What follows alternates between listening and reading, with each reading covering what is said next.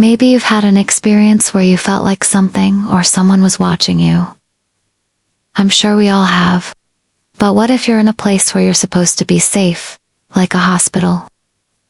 Well, that's what happened to a young girl when she went in for a routine operation. But it wasn't routine at all. This is the story of an evil presence haunting a hospital.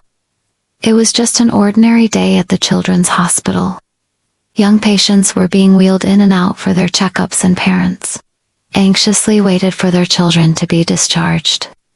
Amongst those patients was a young girl named Sarah, who had recently fractured her arm.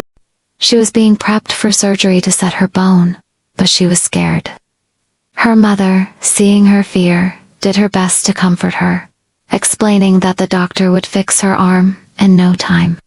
However, while they were waiting, Sarah's mother couldn't help but notice how strangely quiet the hallway was. Usually there was some commotion, other children being wheeled in, or the hum of conversation from the nurses, but this time there was nothing. The only sound was the beeping of machines from the various rooms. This strange silence made the usually bustling hospital feel eerie and unsettling. As Sarah was wheeled into the operating room, her mother's anxiety grew. The nurse that had been pushing the bed suddenly stopped, and Sarah's mother instinctively asked, "What's wrong?" The nurse, startled by the sudden question, quickly responded, "Nothing, ma'am. It's just that he's not due for another hour." Confused by his cryptic response, Sarah's mom could only wonder who he was and why he wasn't coming. Was the surgery delayed? Had there been an emergency that required the doctor's immediate attention elsewhere? As the minutes ticked by, the silence in the hallway became deafening. It was as if the entire hospital was holding its breath.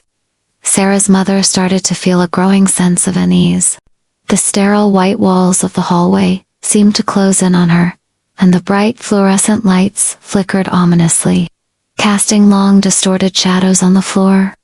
The sense of foreboding intensified, making the already stressful situation feel like a nightmare. Then suddenly, a loud crash echoed from within the operating room, followed by a series of frantic footsteps. The door swung open, and a hurried-looking doctor rushed out. Without a word, he disappeared down the hallway, disappearing around the corner.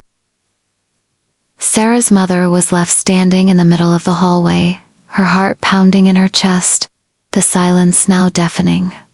What had caused that commotion? Was everything all right? Why was the doctor in such a rush? These questions raced through her mind as she was finally allowed into the operating room.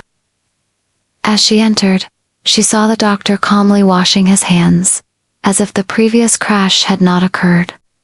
He turned to her with a reassuring smile, saying, "Sorry to keep you waiting, but there was a bit of a mix-up." Relieved, but still shaken, Sarah's mother could only nod, her eyes fixed on the doctor.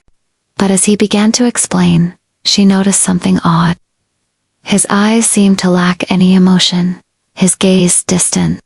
It was as if there was no one there at all. Startled by his unnerving stare, she looked away, hoping to focus on Sarah.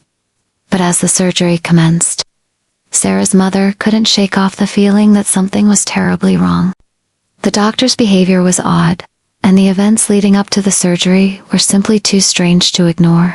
The cheerful atmosphere of the hospital had vanished, replaced by an oppressive silence and a palpable sense of dread.